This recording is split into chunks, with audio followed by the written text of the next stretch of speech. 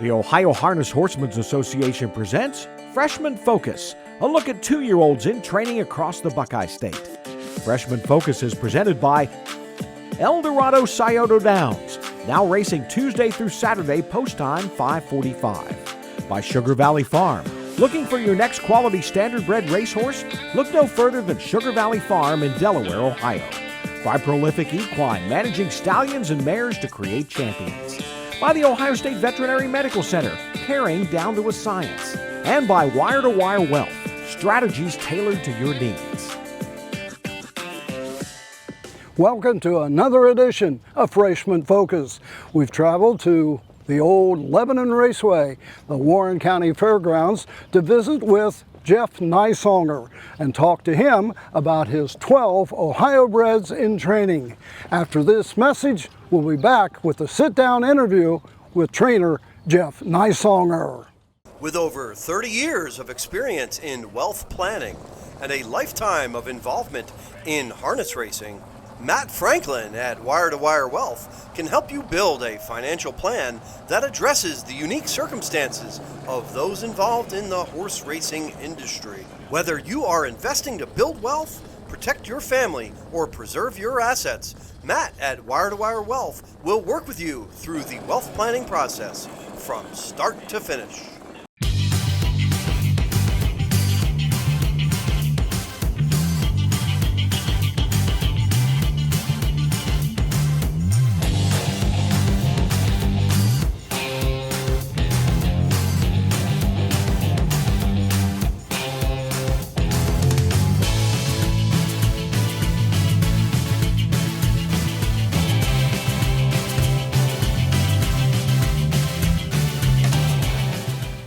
Welcome back to Freshman Focus, our sit-down interview to talk with trainer, driver Jeff Nisonger, a veteran of Freshman Focus. And I'll tell you one thing, your operation here goes as smooth as silk as far as getting the horses out and jogging for us. Yeah, I like to keep a good routine and a rhythm. I keep my guys in line. One thing that you do different in your stable than other trainers do, where they might have a caretaker, 4 horses or such, but in your operation, you do not assign caretakers to certain horses. Yeah, that goes back to, I've tried different angles in the past, and I've seen a lot of drama in the barn when you're assigning horses, and I'm like a no drama kind of guy. And I felt like we need to be working together as one. And I like to be hands-on both on the track and a lot more in the barn.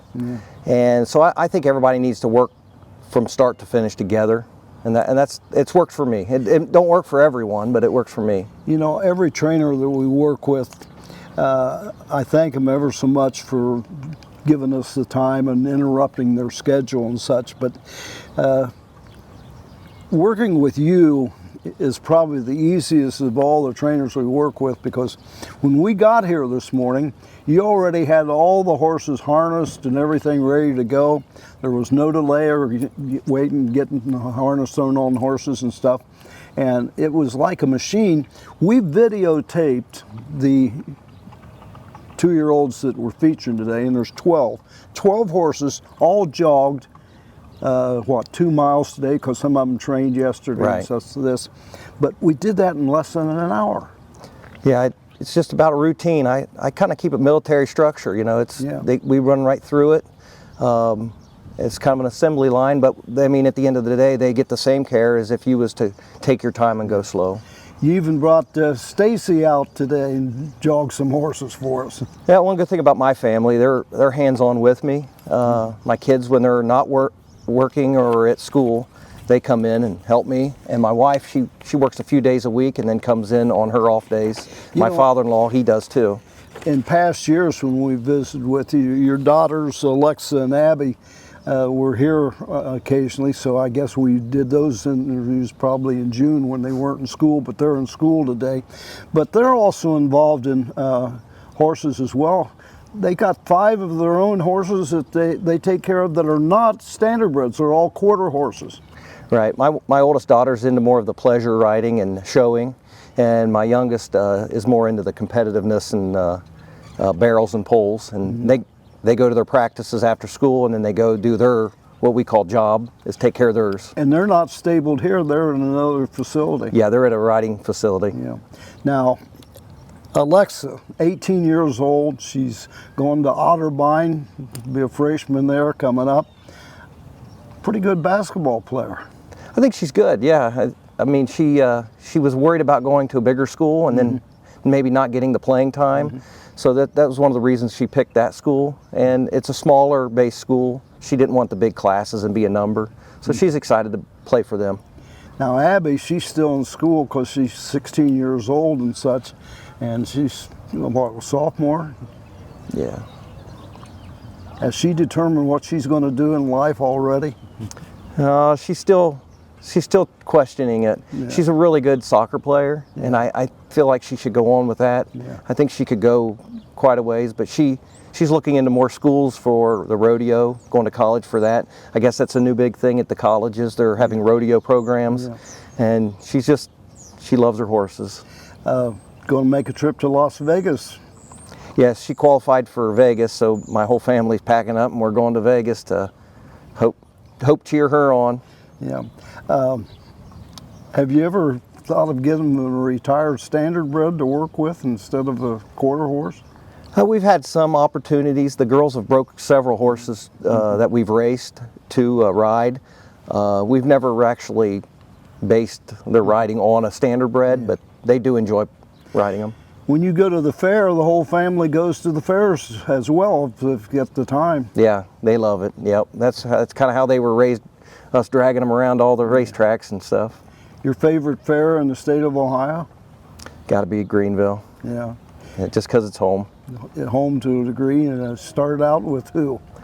Well, I started with Dave Broomball and several guys, but I like going there. My family comes and watches, and so that's why it means a lot to me.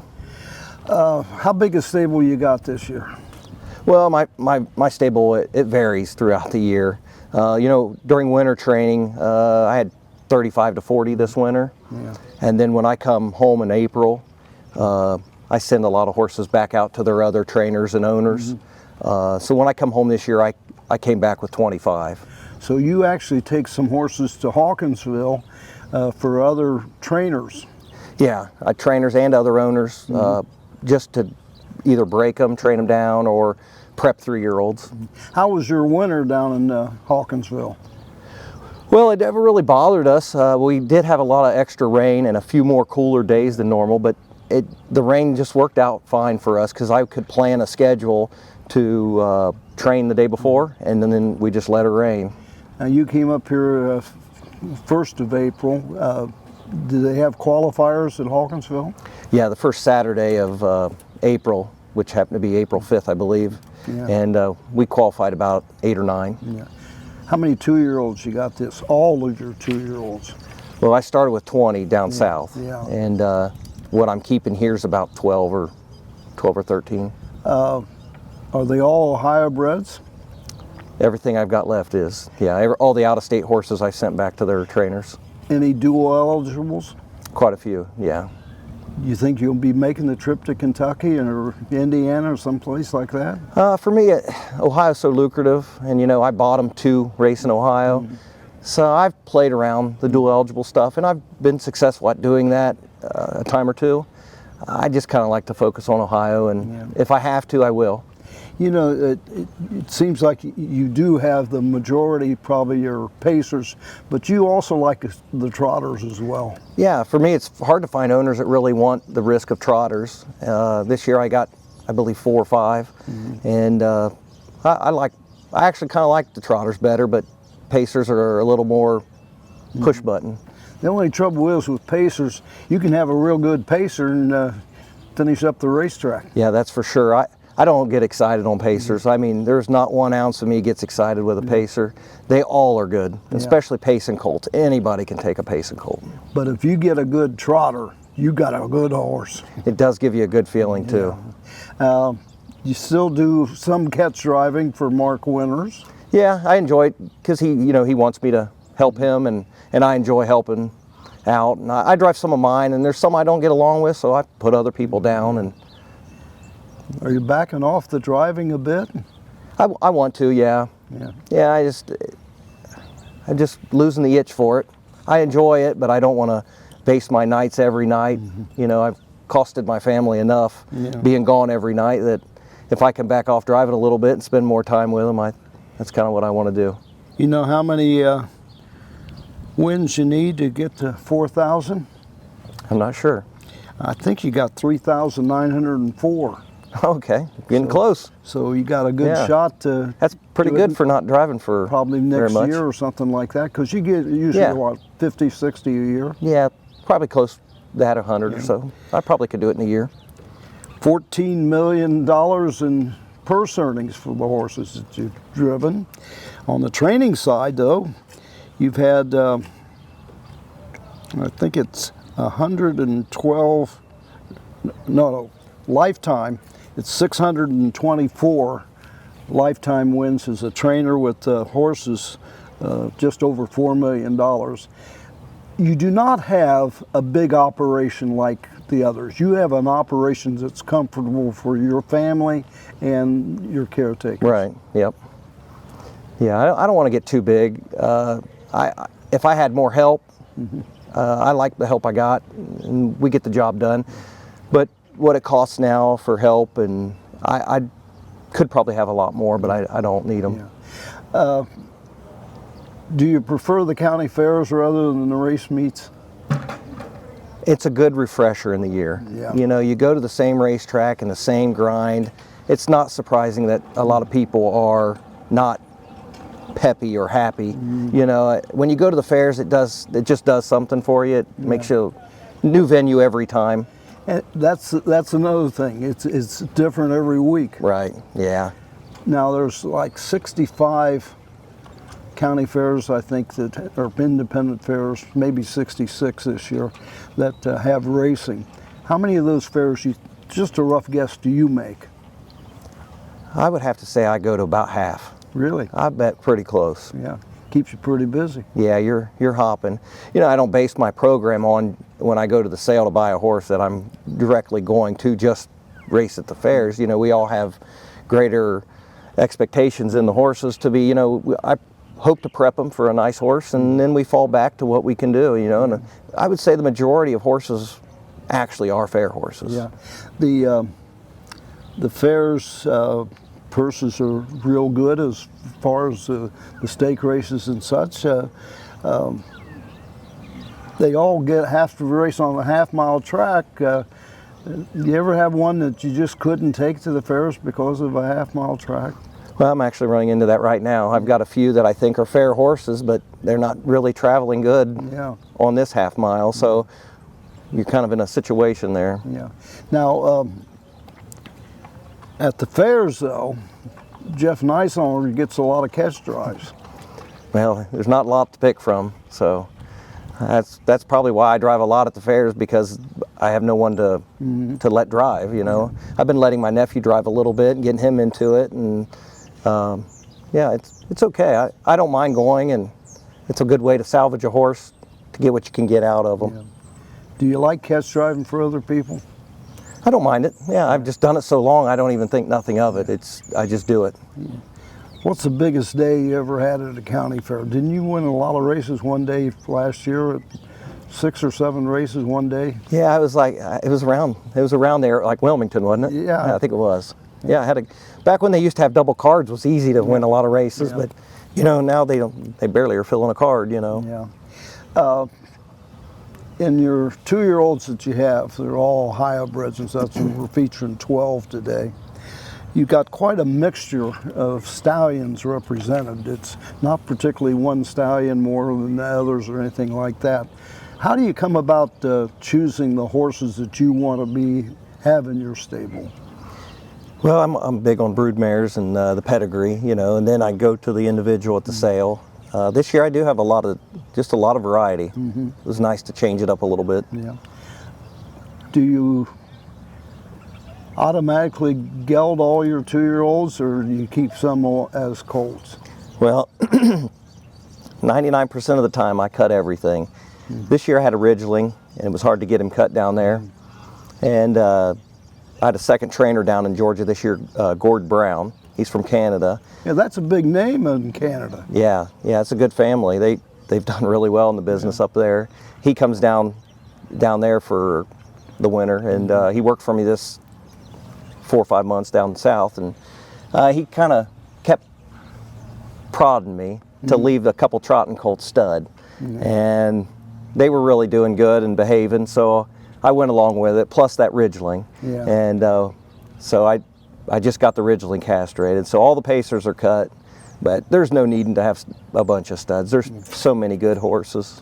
What's it mean to have somebody like Gordon Brown working for you? Because he's, what, Doug Brown's brother? Yeah. That's a big help, isn't it? Oh, it was huge this year because I really needed a second trainer, and I normally have to muscle up and do a lot of it myself.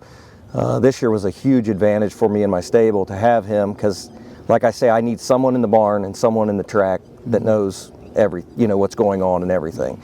And so we would split up here and there, or we'd go together, and I couldn't have done it this year without him.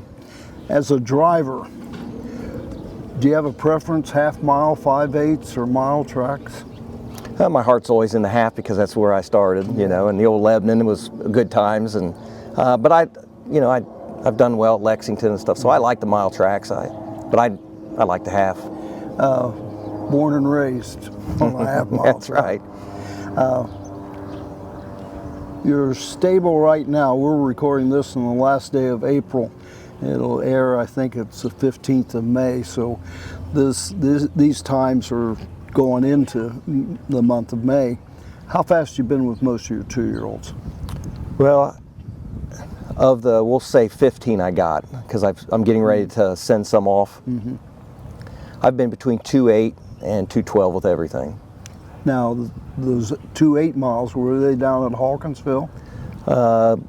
They were in 14 down there, and then when I came home the last 2 or 3 weeks, we've trained them down. So you're dropping them pretty good then. Yeah, when I come home, I back off for a week and then I mush right on.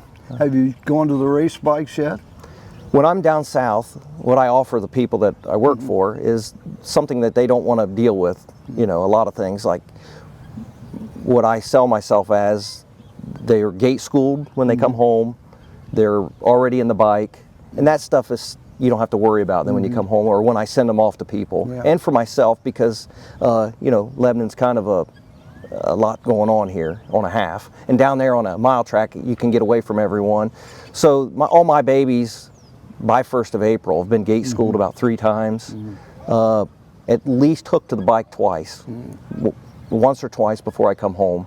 So I got all that little stuff out of the way so I can focus on equipment, shoeing, re-rigging them for a half.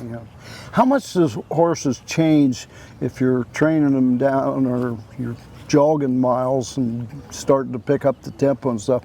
How much of a change do you get when you put them in a race bike?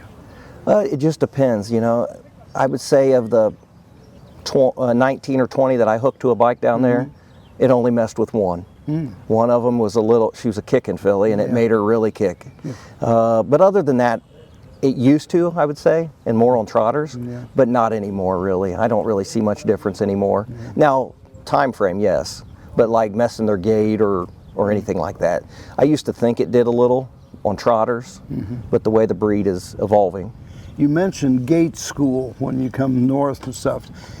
That introduction to the starting gate is so important for horses. I believe so, because all the race is won or lost on the gate.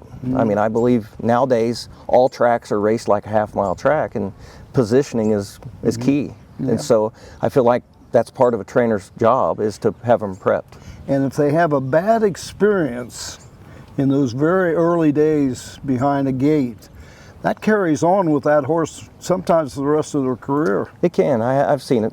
I've seen it before, especially like if you just start sending them off the gate, then they're, then they're hot. Yeah. So I've seen it.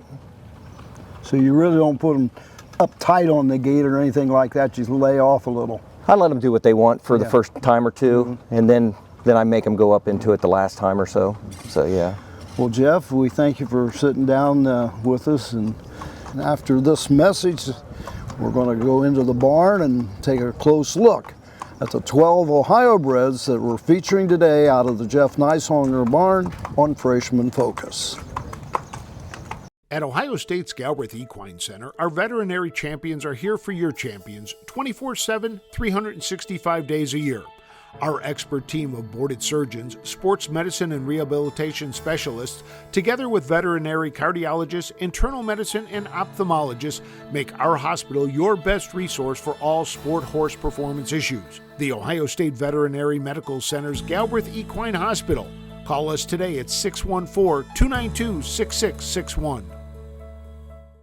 Captain Kirk is standing his second year in 2025 here in the state of Ohio, and he's attracting some of the best brood mares in the entire industry. You want to breed to a stallion that can step your mare up. And if you're breeding to sell those foals, you have to breed to the stallion that the biggest bidders will pay a premium to acquire. Captain Kirk stands at Winterwood Farm, and his introductory stud fee of only $3,000 ends after the 2025 season. So book your mare today. Write down this website. Go to CaptainKirkInfo.com to get all the details right now. Racing is back at El Dorado Scioto Downs. Catch the excitement all summer long. Live racing every Tuesday through Saturday nights. First race post time is 5:45. Mark your calendar to see the future stars with a $150,000 Next Generation on July 5th. Thrilling harness racing at El Dorado Scioto Downs. Horse players can earn points with the Caesars Reward Program. El Dorado Scioto Downs. Live racing is back. Welcome back to Freshman Focus, and we're going to take a look at the 12 two-year-old Ohio breds in training with Jeff Nisonger, and we're going to start off with Neighbor Lady in range out of Lady Bella by Cantab Hall. Pretty decent trotter. Yeah, I like her. Probably overpaid for most of the horses this year, but I think this one was worth it. I like her a lot. This first crop. I'm not going to mention that without me asking how much. Well, I can't remember, but I think it was like 40 or something. Yeah. Do you go to the sales with a certain price that you want to pay on the horses?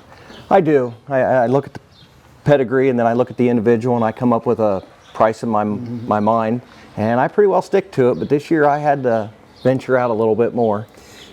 That is probably because of the purses in the Buckeye State. For sure, for sure. How do you feel about the purses now? It's a big difference from when you started out, isn't it? Oh, man. We'd almost race for a blanket. Yeah. But yeah, it just like with anything, though, with the money, the good trainers and the good horses follow. One thing, and I hope all the harness people in the state of Ohio realize, when it comes to the #1 state for harness racing, it's got to be the Buckeye State. Got to be. Got to be. Even when it wasn't, it was. Yeah. The breeding program has improved by leaps and bounds in the last 5-6 years. Yep, 100%, especially on the pacing end. Yeah. Now, is she right up there with your best trotters? Yeah, I think so. She probably is my best trotter, might be. We've been plenty. She nice big filly. Seems to like her job. Now you say she's a big filly. Any problems with a half-mile track and a big horse? No, yesterday I trained her pretty good and got stuck out there with a truck and had to go really wide, and she just went right around it. So I thought that was a good test yesterday. You know, up here on a half-mile track, you have to probably deal with the tractors and the water truck more so here than you did down at Hawkinsville. Yeah, that's definitely true. Especially, you got a lot more people out there on a little track and the equipment. Yeah, and that's one of those experiences that stay with a horse a lot of times their entire career. Yeah, you just hope it's a good experience around them. Yeah. Now, do you plan on qualifying this one towards the end of June, or? Yeah, there at Scioto Downs. That's where I'll take most of them. You any horses in your barn thinking about the next generation? Well, we tried to buy a few spots, so hopefully, I'm not sure if we got them or not, but hopefully we have enough stock. Well, time will tell. Even if you got a spot, it's pretty easy to sell them once it gets close to the race spot. Yeah, I hope so. I hope we have enough horsepower to go in it. Okay. This is Neighbor Lady by In Range. This is the filly trotter, What the Latte. by What the Hill out of Sweet Cream by Swan for All. Buy this one at the sale? Yeah, my owner bought this one at Lexington sale. Yeah. No price tag? I think she gave $14,000 for it. $14,000. What the Hill, you've had them before. They're pretty decent horses. Yeah, they're okay. They're better training horses than race horses, but it's hard to pick through the trotters in Ohio. We don't have a strong trotter foundation, I don't believe. So this filly's okay. She's training okay. Been with the others? She's a little bit behind them. She's not adapting to the half very well. So Is that why she's behind the others? Is the half mile here at Lebanon? She was right on cue there in Georgia, and then when we come back on a half, it's kind of hung her up a little bit. Do they have a half mile track at Hawkinsville? They do, but it's more of a jog track than you couldn't make no speed or anything. So you Right. can't really train them on it. No. It's a shame because, well, I guess that's the way with all the training tracks. I'm thinking about at Aiken and Right. Even at the Spring Garden stuff. They use that for the schooling For sure. sometimes. Yep, that's but what we did. Very seldom train on it. Yep, that's exactly what. And like down there in Hawkinsville, they keep it a little deeper. Yeah. And a lot of guys that want to jog on a real deep track, they go to the half. Do you like a horse that likes to play with you like that? Well, not necessarily. That means they kind of probably want to bite or chew on you. Drives me crazy, but Yeah. Well, I never thought they'd want to bite on you or anything like that. I just keep an eye on it for the kids and stuff. You just so they don't want to give her the opportunity. Right. I think it comes from them all feeding them treats and stuff all the time. Oh, really? Yeah. Yeah. Who gives them the treats? Caretakers or? Yeah, my wife and the kids and. The kids. Yeah. That's where, but you know, that's part of the business to For live sure. with it. All that. They love that part. Yeah. Yeah, that's their fun. Yeah. And I think the horses really enjoy it too. It's something different for them, and you want to mix up their routine to some degree. For sure. Make them want to come to the gate. Yeah. This is What the Latte by What the Hill. This is the Colt Trotter Jackson Powdered by What the Hill out of Crazy Grigio by Crazed. Nice looking gray. Yeah, this is what happens when you have an owner and a wife at the horse sale. Yeah.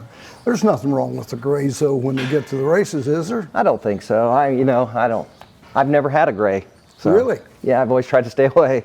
You got a couple this year. I do. I got two. Yeah. Now, the name of this one, Jackson Powder. Where'd that come from? I guess the way everybody is telling me, they think it's the from skiing. Really? Yeah. Yeah. And he's gray. You know, The spelling's strange, but they spell powder P-O-W-R-D. yeah. I just wonder why they didn't spell it like you would normally spell powder. Yeah, I'm not sure. Probably just being different. The name doesn't affect the horse on the track though, does it? No. Yeah. No. How's this one been? Well, he's been good until he come home. He's kind of soared up from the trailer ride home. I don't know really what happened, but he was one of my better colts. What's the mileage on the trip from Hawkinsville home?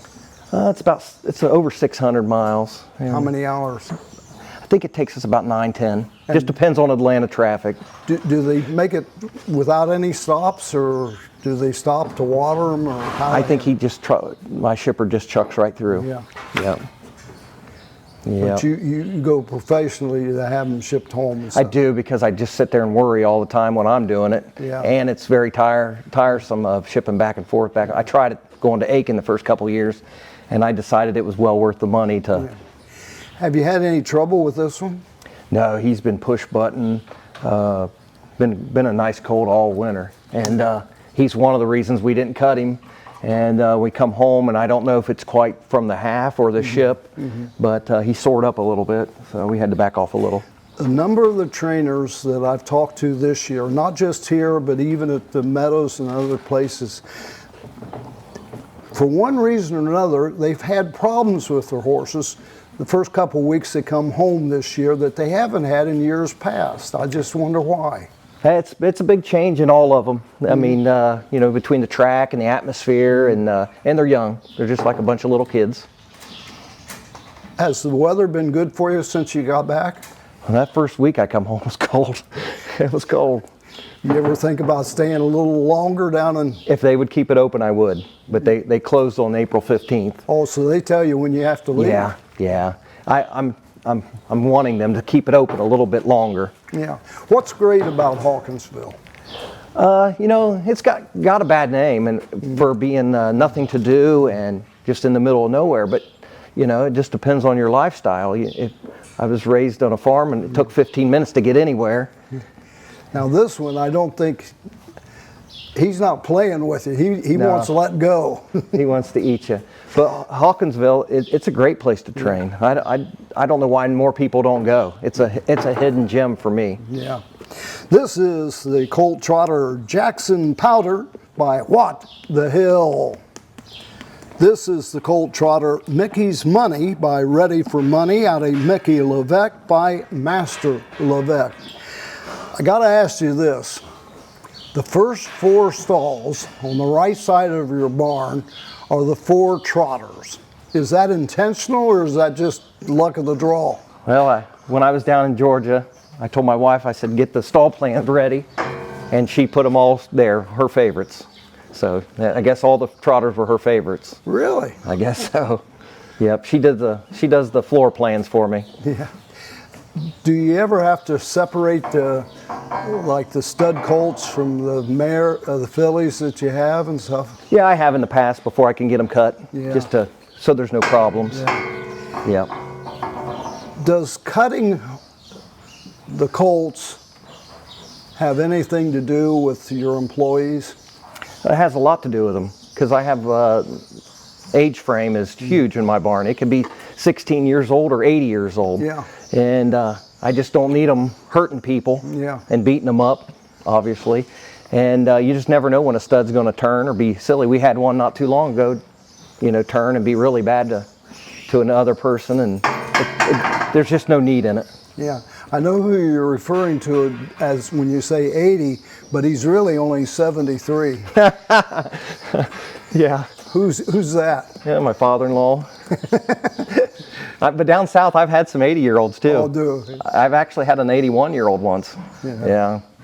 Well, I'll be 83, and I'm not thinking of being a caretaker. Come on, you can get a job here. What has Mickey's Money been doing? He's been doing very well. When I first broke him, for the first month or two, could not trot a lick.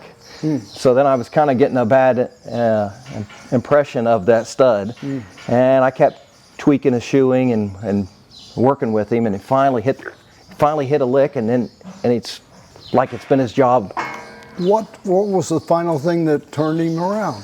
Well, I actually put a road shoe, a keg shoe on him up front, and that wasn't quite enough, so I put bell boots. That wasn't enough, so I had the blacksmith come in, and I put a road keg shoe on with a bar, and he just trotted right off. And then within a month, I was able to slowly get rid of the weight. So the weight was the main thing. Yeah, he could not trot. He couldn't hardly walk to the trot. You know, very few trainers nowadays use toe weights. I got one I'm getting ready to put on. Yeah. Yep, not many. Very few use the toe weights. They add the bell boots or something Right. like Yep. that. But Yep. I can remember in the days, and I'm sure you can, when almost all trotters wore toe weights. Yep, lots of weight. Yeah. This horse took it, and then now I've got him down to just, you know, like a lighter end half round, and he's trotting nice. Now, with all those problems you had early on, has he caught the others now? Oh yeah, yep, he's right with them, or right with the top group. How much have you been with your trotters? I've been in around 212. 212. 212 to 214. Now, is that jog cart or a race bike? Yep. I've been in 12 to 14 with all the trotters. And Now, at this stage of the game, going into May, when you train them, we always train them in race bikes? you know, everybody does stuff different. You know, I came to a half. It's a little harder on them. So everything I go from 15 on, I go to the bike. Well, this is another one I think we better turn loose. This is the Colt Trotter Mickey's Money by Ready for Money. This is the filly pacer Vanna by the River by Down by the Seaside out of Sweet Ace by Sweet Lou. More and more horses, these dams have got Sweet Lou in their pedigree. Yeah, this is the first crop of babies that I've had that are dams of Sweet Lou. What turned you on to this filly? I just, she stood out at that farm. I went to that farm and seen a half a dozen horses, and she stood out. And my owners all agreed and liked her, so we ended up purchasing her. Do you make it a point to see as many of them before the sale by going to the farms? I just do it to a few farms, just to rule out a few farms, the closer farms, mainly some friends of mine, they LM inbred, I'd go to their farm, and that way it just cuts out at the sale. When you come to the sale though, did you ever love one at the farm and they walk them into the sales ring and change your mind? Oh yeah, I've even done that after I bought one. Yeah. Seen them at the sale and got them home and said, oh my, what was I thinking or seeing? What happens? I don't know. I don't know. And you know what? It's watching them in the field, like at a farm, and then seeing them at the sale. You know, it's two total different things. Is this one like Vanna White? Yeah, she's a nice filly. I really like her. She got sick on me down there a little bit, and but she never lost any time or anything. She's a nice filly. Been with the others? Yep, I've been in 2-8 with her. Yeah. When you train horses, how big of a set of horses do you train together? Well, like normal in everything I do, I'm a little different than most people, and I try to think outside the box or do a little different than everyone. And I don't believe I think they get too much out of big groups. So I don't like more than 3. I don't do more than 3. Now, if I'm jogging, I might just jog a bunch in a row or whatever. Yeah. But we're going by the watch, and I'm real funny about the times. But if you're sitting last in a 5-horse training set, that horse last has to go a wicked trip. So are you really doing them justice or not? Now later on training, maybe when you're getting ready to race, that's fine. But I like 2 to 3. That's just me. Of course, that has a lot to do, I'm sure, with the size of your overall stable. True. Yeah. If you got enough help and carts and horses, but I don't do more than 3 because I can't control more than 2 or 3. Have you got high expectations for this one? I think I do. I really do. There's some, the normal seasides I've had were foul gated or hitting their knees, bad conformation. They just got so many issues, so hot, they get real hot. This filly is totally different of all that. So I'm hoping that's to our advantage. She's good gated, she don't wear boots, she's level headed. So I'm hoping that makes her special. This is the filly pacer Vanna by the River by Down by the Seaside. This is the filly pacer Delta Lady by Catch the Fire out of Sugar on the Beach by Roll with Joe. Have you had Catch the Fire last year? I had one colt last year. He was a nice colt. You got one this year. Any similarities between the one you had last year and this year? That colt was tall and big, kind of a greyhound looking colt. And this filly's more like her dad. She's kind of smaller, and she's pretty blocky though too. How is she out on the racetrack? She's a peach. Yeah. She actually likes to kick a lot. Oh. Yeah, she's destroyed one cart this year. She's really sweet in the barn, but boy, you get her on the track and she's ready to get to it. How do you get them over that? I just hope time and trips. Yeah, get used to it. I came home and she's not done it. Knocking on wood. Yeah. So. Changing surroundings. She must be getting used to it because I can't think surroundings would change. Right. I'm not sure, but she's quit it, and I'm glad. How is she when you train her and such? Well, the other day we hooked her for the first time to the bike, and she did okay. She's been in 2-8 with the rest of them. That is one question I don't think I've asked anybody this year, and I've asked it in the past. You like a horse that adapts to you more so than what they want to do. True. Yeah, especially in my routine. Yeah. It's regimental. Just like tongue ties. I've drove a lot of horses for people. They say the horse won't wear a tongue tie or a head pole. Well, in my barn, that's not how it goes. If they need it, I make them wear it. And carries on to the races, you want an all-round horse that can leave. You want one that can sit in the hole. You want one that's going to be first up. No matter what you throw at them, Yep. they're going to give it to you. You want them universals, you can. Yep. Do what you want to do. For sure. Yep, that's part of training. Yeah. This is Delta Lady by Catch the Fire. This is the filly pacer You're No Daisy at All by Western Terror out of Tiger's Fantasy by Feelin' Frisky. First thing I asked you this morning was, where did they come up with this name, You're No Daisy at All? Well, I had to call the owner today. Yeah. It's a homebred, and I guess Tombstone. Yeah, That's where they got the name. yeah. The movie is used by Doc Holliday. Yep. Yeah. Yep. So if you get a chance to see the Doc Holliday on Tombstone, you'll see how this one got its name. You're No Daisy at All. I guess I should ask, is she a daisy or a wildflower? Yeah, she's a nice filly, kind of scrappy, like the normal Western Terrier. Yeah. She got a big heart. Now when you say scrappy, what do you mean? Oh, she just, when you leave the barn, she's grabbing on and ready to go, and horses come around her and she's racing them, and that's kind of, I've had a lot of Western Terriers, and they're kind of up on the bit. So they're not perfect. It's something that you can't get away from. Right. Almost. Yeah, and that's kind of their forte, you know, their mentality. So you don't fight them on the issue? I don't. I mean, I got some earplugs and stuff in her just to calm her down a little bit, but like I said, trips help a horse a lot. They start to get a little more tired. Medium size, I guess. Yeah, medium to small. Yeah, Yeah, and that's another thing with the Western Terriers. He was tiny. yeah. Well, Catch the Fires have a tendency to do the That's same true. way. How's this one been out on the track, and how much you been with her? I've been in 211, and she did it good. Yeah, she's going to be a middle, you know, fair stallion filly maybe. Yep. No expectations for sire stake though. And it takes a lot. It takes a lot. I mean, you got to have that special one because you're competing with a lot of money.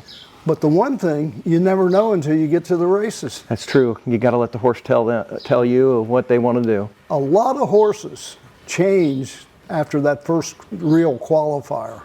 Come to Jesus. Yeah. Yes. Yeah. Yep. This is You're No Daisy at All by Western Terror. This is the gelding pacer Dancin' in Country by Dancin' Yankee out of Shanty Pants by On the Attack. A gelding, any particular reason why?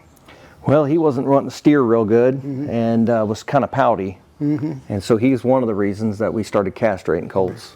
Now, after you castrated him, did he change? Yes, actually his power steering was fixed, and he actually is aggressive and likes his job now.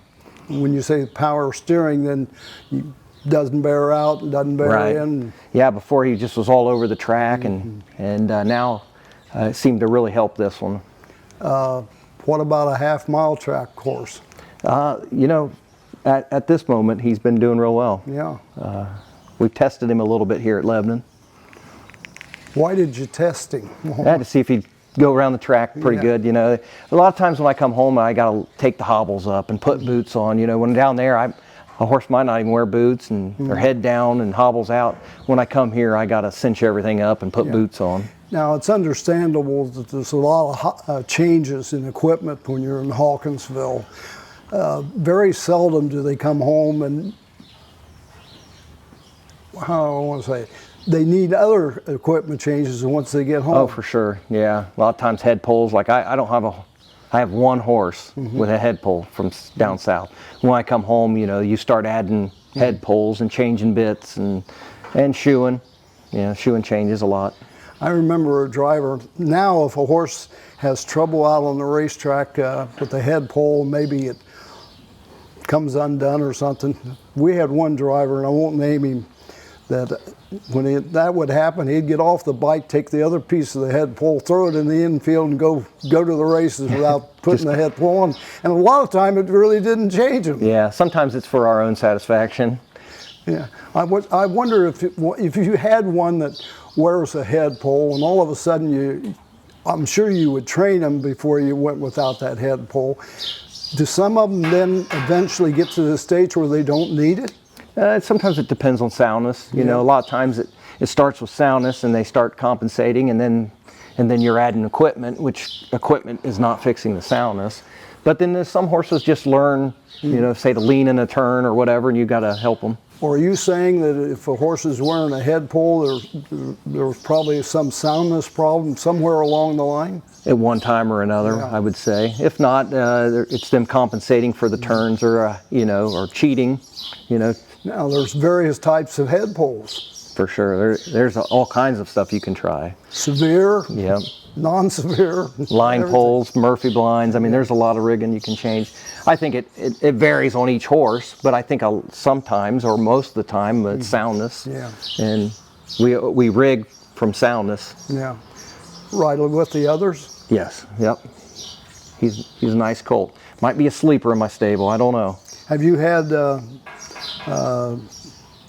Dancing Yankees in the past? I've had a couple. He don't really have a big crop every year, but I have had two before him. You've noticed any similarities with them? Maybe a little pouty. Really? Yeah, maybe a little pouty, but Yeah. I had a filly and she was okay, and then we had a colt last year and he was a little on the pouty side. But other than that, I actually kind of like him. This is the Gelding Pacer Dancing in Country by Dancing Yankee. This is the Gelding Pacer Parading Fire by Catch the Fire out of Gracie's Parade by Royal Majesty. It seems like he's a little bigger than Catch the Fire. Yes, he's huge. Yeah. Yes. He reminds you of a Seaside, the looks of him, but he's a Catch the Fire. That's kind of unheard of, that big. But Any similarities between your Catch the Fires though? One's small, one's bigger? yeah, I don't know. It's just a freak thing happened. But I mean, do they act the same out on the track and things like that? I like them both. They're both good gaited. He don't have her, you know, sassiness, but yeah, nice.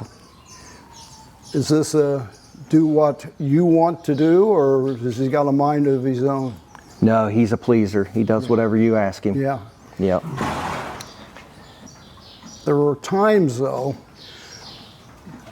well, I guess he'll set in the hole, no problem, doesn't take hold of you or anything like that. Not too bad. I mean, he gets a little racy sometimes, but he's usually in one of my better groups, so they're pacing on pretty good. So when you have a horse that just doesn't like to sit in the holes, is that one you kind of gap out if you don't want to make the move to the front?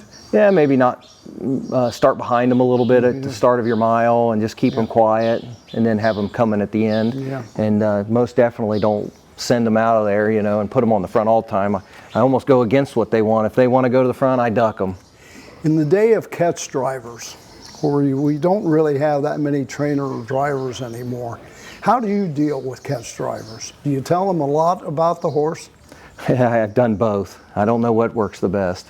You know, you tell them one way and they might try to go the other just to prove you wrong, but I don't know. I try to fit the driver per horse. So like, I don't have one driver that if I don't drive, that I pick. Yeah. Now I got guys I really like to drive my horses, but I usually try to pick the driver for the horse. Yeah, I remember one year on the Freshman Focus, I asked the trainer that, and he says, I used to tell the drivers a lot about the horses and anything now, and he says, I don't do it anymore because they never do what I wanted them to do to begin with. That happens. That happens. That's probably why I get to drive a lot of Winters as horses, because Winters wants me to tell him the truth and do what he says. Very seldom, though, would you put up somebody else to drive at a county fair, though? You're going to drive it. I'm probably going to drive it myself. Yeah. You know all their idiosyncrasies. Yep, I do. Been with the others? Yes, or ahead, yeah. Ahead? Might be. He's 2.7, 2.8, yeah. Yeah. Yeah. Good gaited and everything? Slick gaited, wears about a 63-inch hobble. I mean, he's huge, yeah. And I can't believe he gets around a half pretty good. Now, for those that don't know about hobble size, what's the longest hobble that you've ever used? 66. 66. That's the biggest, but that was a racehorse. Yeah, and the smallest? The smallest was a 48.5. Woo! And it was a little horse. That's a big difference. And that horse raced. Yeah. That horse raced. Yeah. The length of the hobbles, though, are very important. Yeah, I mean, and it goes along with anything. Each horse is different. You know, I start them out to where they're loose, and then I kind of pull them up until they pace or do their job, and then I kind of hang there and slowly let them out.